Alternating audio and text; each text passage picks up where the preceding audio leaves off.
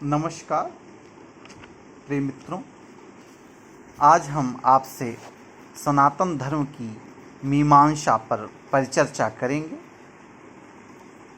हम सनातन धर्म को समझना चाहते हैं तो पहले सनातन शब्द को समझना होगा। सनातन शब्द जो है सद धातु या शद के साथ टुल प्रत्यय तुत आगम तकार को नकार कर सनातन शब्द का उद्भव हुआ है। वाचस्पत्यम संस्कृत कोश के अनुसार सदा भावार्थे निदस्य नः सनातन। ये व्युत्पत्ति की दृष्टिकोण से देखें तो सनातन शब्द का अर्थ नित्य है, अस्थाई है, शाश्वत है। यह इसीलिए शाश्वत है क्योंकि इसमें नवीनता और प्राचीनता दोनों का समावेशन है। सनातन धर्म के यदि मूल स्रोत वैदिक धर्म की तरफ देखें और उसका विश्लेषण करें तो हमें ये ज्ञात होता है कि इसमें ज्ञान तत्व और देव तत्व दोनों को समाविष्ट किया गया है। यही सनातन धर्म हिंदू धर्म के नाम से या ब्राह्मण धर्म के नाम से विश्व में जाना गया, समझा गया। दोस्तों, हर चीज में परिवर्तन होता है, हर चीज विकासशील है, समाज भी विकासशील है तो धर्म भी विकासशील है और इसी के परिणाम स्वरूप सनातन धर्म का भी आयाम बढ़ा। आप रामायण को देखें, महाभारत को देखें तो इसमें सनातन धर्म की एक विस्तृत चर्चा दिखलाई पड़ती है। महाभारत में आप देखिए तो विष्णु की चर्चा और पृथ्वी की ओर चर्चा, दोनों चर्चाएं हमको मिलती हैं। हम ये जानते हैं विभिन्न धार्मिक ग्रंथों से यह स्पष्ट है कि वेद ही धर्म का मूल है। गौतम, सूत्र और मनुस्मृति दोनों इस बात का प्रमाणन करते हैं। ये जो सनातन धर्म है, इस सनातन में जो धर्म जुड़ा हुआ है, जब तक हम इसकी व्याख्या नहीं करेंगे तब तक सनातन की शाश्वतता को, सनातन की अक्षुण्णता को, उसकी संप्रभुता को नहीं समझ सकते।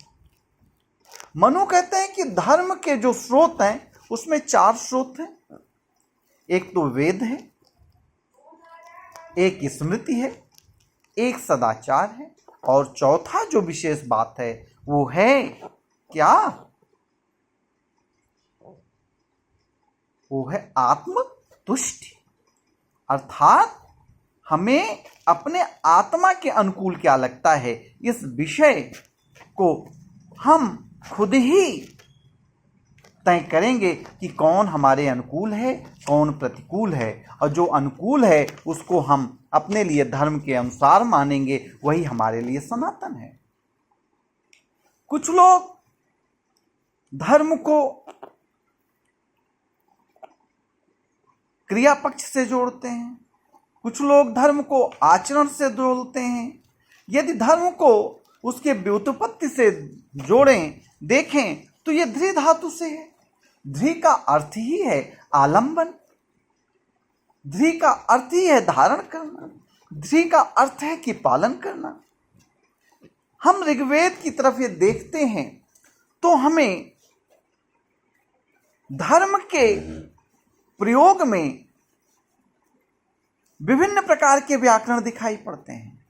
कहीं धर्म संज्ञा है तो कहीं विशेषण है, कहीं धर्म पुल्लिंग है तो कहीं धर्म नपुंसकलिंग है। अधिकतम स्थलों पर धर्म का उपयोग धार्मिक संस्कार के रूप में किया गया। कहीं कहीं आप देखिए, जैसे वाजसनेयी संहिता है, उसमें ध्रुवेण धर्मणा का प्रयोग होता है। वहीं आप देखिए कि अथर्ववेद में धर्मन शब्द का प्रयोग होता है, और छांदोग्य उपनिषद की चर्चा करिए आप, तो वहां पे एक महत्वपूर्ण धर्म का अर्थ मिल जाता है। वो कहता है कि धर्म की 3 शाखाएं हैं। कौन? यज्ञ, अध्ययन और दान। दूसरा तपस्या, तीसरा ब्रह्मचारित्व। इस प्रकार से धर्म शब्द का अर्थ जो है वो समय और काल के साथ साथ बदलता रहा है। तैत्तिरीय उपनिषद की तरफ आप देखिए तो कहता है कि सत्यम वद धर्मम चर, यहां पर सत्य बोलना धर्म है। भगवत गीता में देखिए तो कहता है कि स्वधर्मे निधनम श्रेय, वहां पर यह अर्थ होता है। मनुस्मृति की आप बात करिए तो उनके अनुसार धर्म जो सभी वर्णों को धर्म की शिक्षा देना से इसको जोड़ा जाता है। आप मनुस्मृति के भाष्यकार हुए मेधातिथि, उन्होंने उस पर टीका लिखा और उन्होंने धर्म के 4 या 5 स्वरूप बताए। जैसे वर्ण धर्म बताया, आश्रम धर्म बताया, वर्णाश्रम धर्म बताया, नैमित्तिक धर्म बताया, गुण धर्म बताया। जैमिनी सूत्र को आप देखिए, जो पूर्व मीमांसा सूत्र में जैमिनी ने लिखा है, उसमें धर्म को कहा कि ये वेद से जुड़ी हुई चीजें हैं। इसके लिए टर्म यूज किया, वेद विहित प्रेरक लक्षण के रूप में स्वीकार किया। वैशेषिक लोग ये मानते हैं कि धर्म वही है जिसमें आनंद और निःश्रेयस की सिद्धि हो। आप बौद्ध साहित्य को ही देखिए तो यहां भी बुद्ध की शिक्षा को धर्म मान लिया। कई अर्थ में बौद्ध धर्म को प्रयोग करता है। कहीं जड़ तत्व, मन और शक्ति, इन सब को जोड़ते हुए वे बात करते हैं। महाभारत में कर्ण पर्व में बात आती है धर्म की, जहां पर धारण करने को ही धर्म मान लिया। इसी प्रकार कुल मिलाकर के सभी प्राणियों की रक्षा, और वो रक्षा नैतिक नियम और सदाचार के आधार पर यदि की जा रही है तो धर्म है। वैदिक काल में एक अवधारणा आई, रीत की अवधारणा आई, और इस रीत की अवधारणा को आर्यों ने सप्त सिंधु में विकसित किया, और यहीं पर ब्रह्मत्व सांसारिक व्यवस्था थी जो अपने विरोधी और अनृत में भी नैतिक व्यवस्था करना चाहती है। कुल मिलाकर के ये जो भारतीय समाज और नैतिक विचारधारा प्रारंभ में थी, ये ऋत की अवधारणा से प्रभावित थी, और ये ऋत संसार के नैतिक विधि और यज्ञ की व्यवस्था से संबंधित रहे, जो कालांतर में धर्म से जुड़ गए। कुल मिलाकर के आचरणगत नियमों का संग्रह ही धर्म है। इसके 3 मूलभूत कारण हम बता सकते हैं। एक तो नियंत्रण है, दूसरा व्यक्तित्व का उत्थान है, और तीसरा जीवन के अंतिम लक्ष्य अर्थात मोक्ष की प्राप्ति है। यदि हम सनातन धर्म के स्वरूप की चर्चा करें, उसके प्रकार की चर्चा करें, तो इसके पूर्व में बहुत सारे विद्वानों ने धर्म को अनेक कोटियों में बांटा। जैसे वेद आधारित धर्म को श्रुति धर्म कहा, स्मृति आधारित धर्म को स्मार्त धर्म कहा और सदाचार आधारित धर्म को सदाचीर्ण धर्म कहा। प्रिय मित्रों, आप यदि पूरे सनातन धर्म को व्यापक दृष्टिकोण रख करके इसका विभाजन करें तो दो भागों में बांट सकते हैं। एक तो सामान्य धर्म, नित्य धर्म, साधारण धर्म, जिसके अंतर्गत हम किसी भी नियम में अपने अनुसार देश, काल व पात्र के अनुसार परिवर्तन नहीं कर सकते, अर्थात इसके नियम कठोर होते हैं। ये जो साधारण धर्म है ये मानवता का धर्म है। इस धर्म में जो बातें विहित हैं, बताई गई हैं, वो सबके लिए अनुकरणीय है। समाज के व्यक्ति चाहे जैसे भी हों, कैसे भी हों, उनको इसका अनुसरण करना ही करना पड़ेगा। इसके अंतर्गत लगभग 30 लक्षणों की चर्चा की गई है। ये लक्षण 30 हमको भगवत गीता में भी दिखाई पड़ते हैं, जैसे सत्य है, तप है, शुचिता है, दया है, सहिष्णुता है, विवेक है, मन पर नियंत्रण है, इंद्रिय है, संयम है, ब्रह्मचर्य है, त्याग है, अहिंसा है, स्वाध्याय है, संतोष है, सम्यक दृष्टि है, सेवा है, त्याग है, लौकिक सुख के प्रति उदासीनता है, मौन है, आत्मचिंतन है, प्राणियों का आराध्य के प्रति दर्शन की भावना है, किसी को अन्न दान है, ईश्वर के प्रति समर्पण है, दासत्व की भावना है, सखत्व की भावना है, आदि आदि। लेकिन मनुस्मृति में 10 लक्षणों की चर्चा की गई। सत्य, अहिंसा, ब्रह्मचर्य, दमा, क्षमा, शुश्रूषाशील, मधुर वचन, शरणागत रक्षा, आतिथ्य सेवा।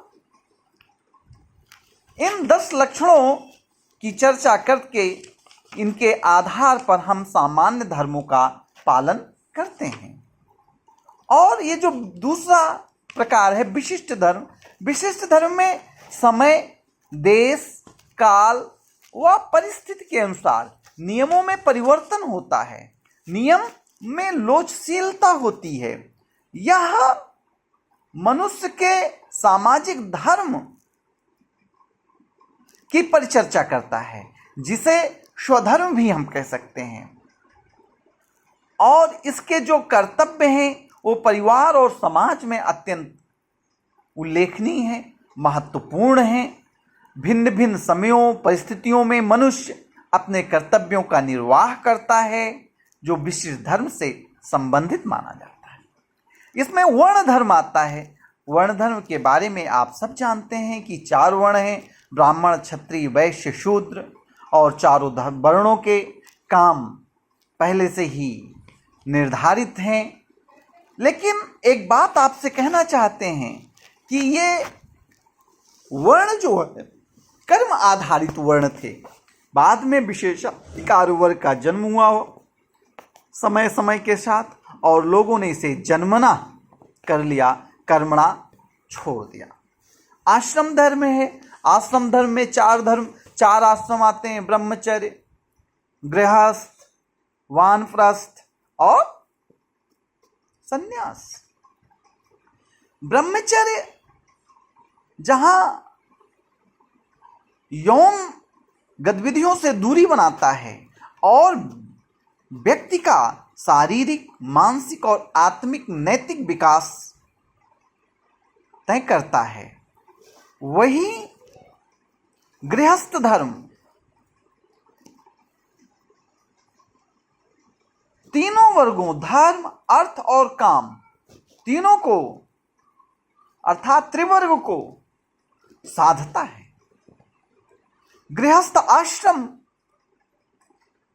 एक समुद्र की तरीके से है जो अन्य नदियों को अपने में समा लेता है।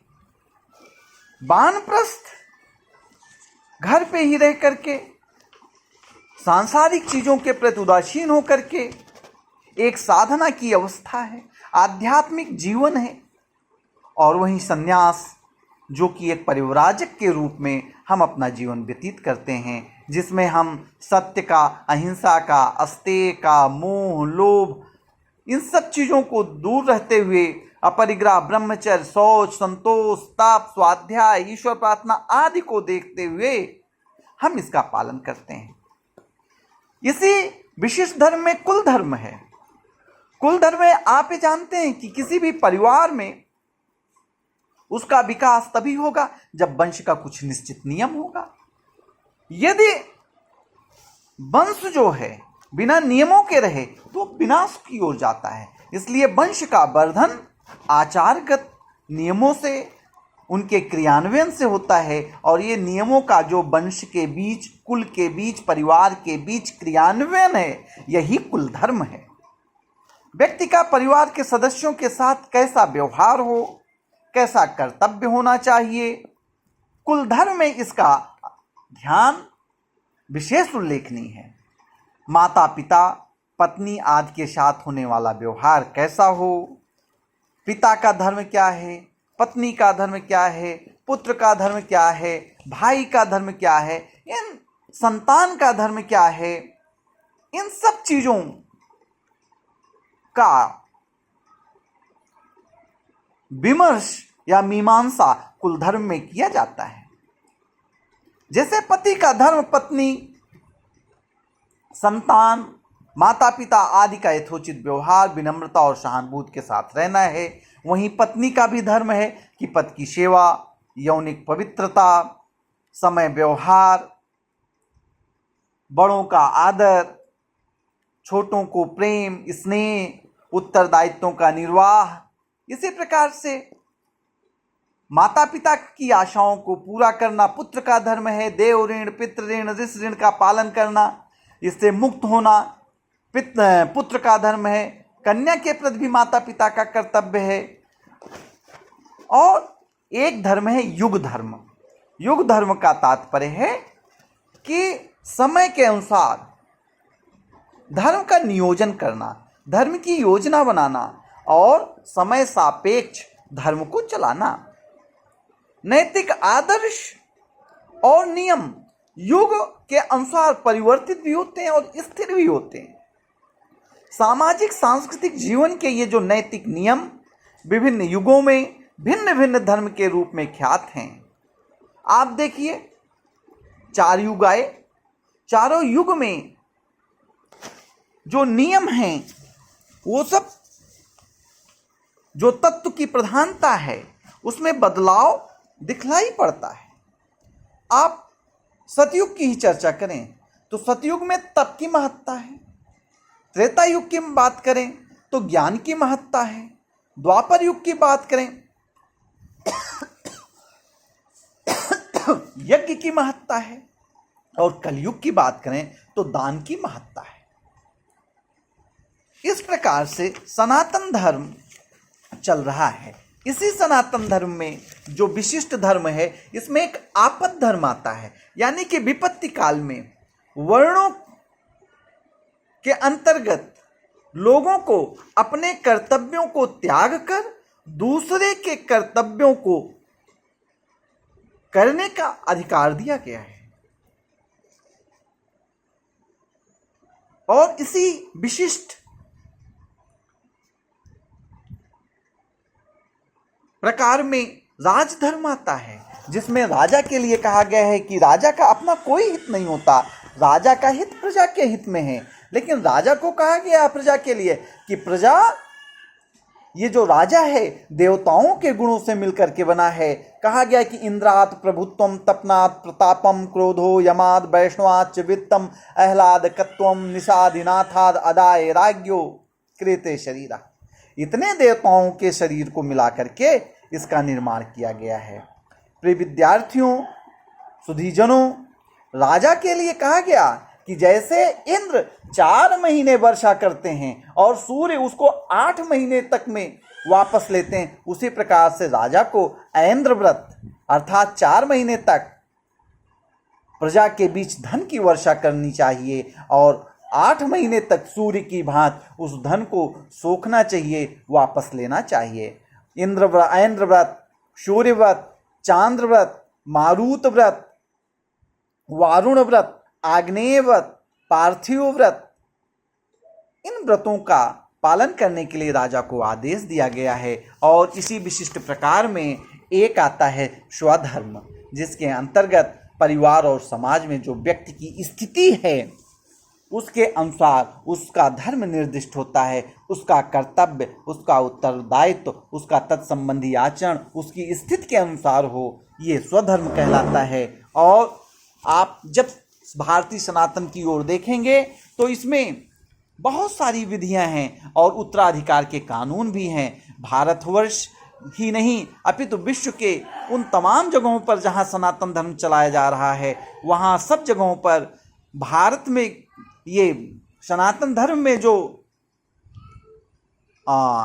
मिताक्षरा स्कूल है, मिताक्षरा विधि है जो विज्ञानेश्वर की है, और ये विज्ञानेश्वर ने याज्ञवल्क्य स्मृति की टीका के रूप में मिताक्षरा को लिखा है, जिसमें उन्होंने बताया है कि ये जो संपत्ति पर उत्तराधिकार है ये जन्म के आधार पर होगा। पिता को ये अधिकार नहीं है कि उस संपत्ति को स्वयं बेच दे। और ये जो भारत के संदर्भ में देखें तो मिताक्षरा कानून प्राचीन काल में बंगाल और असम को छोड़कर के पूरे भारत में लागू रहा। और उत्तराधिकार का एक और कानून है, विधि है दायभाग विधि। दायभाग विधि का जो सृजन करता है वो जीमूत वाहन है। यह बंगाल और असम में लागू हुआ, जिसमें पिता को ही संपत्ति का अधिकारी माना गया, मालिक माना गया और उसे अपनी संपत्ति को बेचने का अधिकार प्रदान किया गया। इस प्रकार से सनातन धर्म एक